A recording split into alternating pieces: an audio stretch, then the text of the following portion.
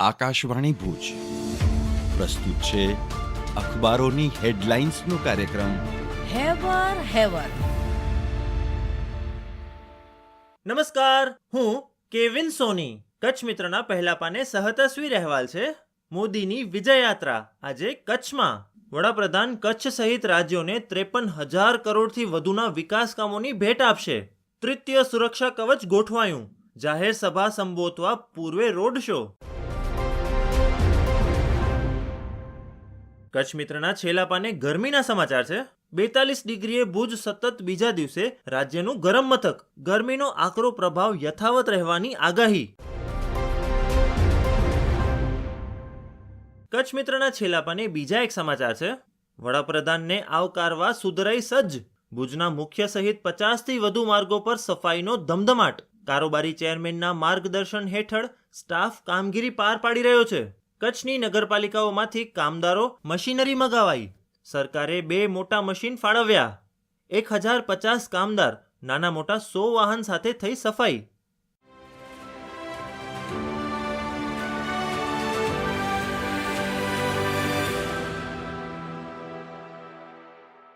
હું જયેશ રાવલ. દિવ્ય ભાસ્કરના Bhuj front page પર હેડલાઇન છે, કી આયો કચ્છી માળું. પ્રાઇમ મિનિસ્ટર મોદીનો 3 વાગ્યે રોડ શો. જાહેર સભામાં 1 લાખ લોકો ઉમટે તેવો અંદાજ. વડાપ્રધાન કચ્છ સહિત રાજ્યના 53,000 કરોડના કામનું ભુજથી ઈ ખાતમુહૂર્ત લોકાર્પણ કરશે. દિવ્ય ભાસ્કરના અંદરના પાને અહેવાલ છે, ઓપરેશન સિંદૂરથી આગળ. અમેરિકા ઇઝરાયલથી સારી એર ડિફેન્સ સિસ્ટમ બનાવી રહી છે વાયુસેના. નવું મિશન, ભવિષ્યના યુદ્ધ માટે સ્માર્ટ ડ્રોનની ઘાતક ફોજની બ્લુપ્રિન્ટ તૈયાર. નવા ડ્રોન અને યુએવી પ્રોજેક્ટ્સ, દુશ્મનનું ધ્યાન ભટકાવવા હેલિકોપ્ટરથી લોન્ચ થતા હવાઈ હથિયાર. S-400ની નવી મિસાઇલો 1-2 મહિનામાં રશિયા સોંપશે. દિવ્ય ભાસ્કરના છેલ્લા પાના પર અહેવાલ છે, ભાસ્કર એક્સક્લુઝિવ. નર્મદા કેનાલમાં સફાઈ માટે ઉતારેલું હિટાચી હજુ પણ પાણીમાં. કેનાલમાં માટીના ઢગલા પડ્યા હોય, સફાઈ માટે ઉતારેલું મશીન ફસાયા બાદ બહાર નીકળ્યું જ નહીં.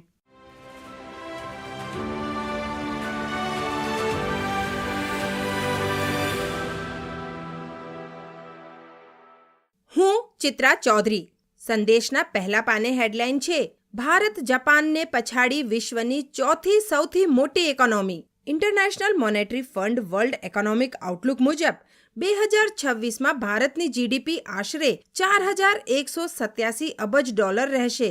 આર્થિક વિકાસ સતત જળવાયેલો રહેશે તો 2 કે 3 વર્ષમાં વિશ્વનું 3જા નંબરનું અર્થતંત્ર બનશે.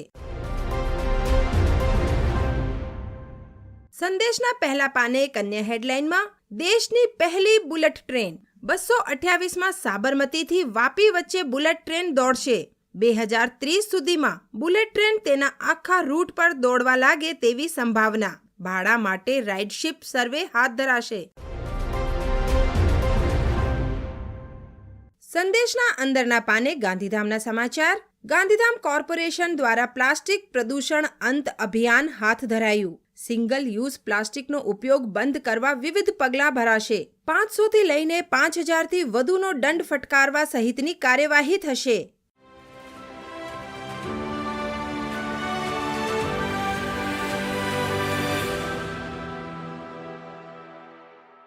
ગુજરાત સમાચાર સાથે હું માનસી શાહ. શૈક્ષણિક સમાચાર. રાજ્યના ટેટ પાસ ઉમેદવારોમાંથી કચ્છમાં વિદ્યા સહાયકની ખાસ ભરતી માટે સ્થાનિક માત્ર 1,512 ફોર્મ ભરાયા. નિમ્ન પ્રાથમિકમાં 2,500 અને ઉચ્ચ પ્રાથમિક વિભાગ માટે કુલ 1,600 શિક્ષકોની નિમણૂક કરવામાં આવશે. ગુજરાત સમાચારના છેલ્લા પાને, કોરોનાના કુલ 28 દર્દી સારવાર હેઠળ. ગુજરાતમાં કોરોનાના નવા વેરિયન્ટ LF.7નો પ્રથમ કેસ. થાક લાગવો, સાધારણ કફ, તાવ, સ્નાયુમાં દુખાવો નવા વેરિયન્ટના મુખ્ય લક્ષણો. ગુજરાત સમાચારના ખેલ જગતની હેડલાઇન્સ. 14 ગ્રુપ મેચો બાદ ગુજરાત ટાઇટન્સના 9 જીત સાથે 18 પોઈન્ટ. ગુજરાત ટાઇટન્સ આખરી ગ્રુપ મેચમાં ચેન્નઈ સુપર કિંગ્સ સામે ફસક્યું. 83 રનથી પરાજય. ગુજરાત 231 રનના પડકાર સામે 147 રનમાં ઓલ આઉટ. કંબોજ અને નૂર અહેમદની 3 વિકેટ. અખબારોની હેડલાઇન્સનો કાર્યક્રમ હેવર હેવર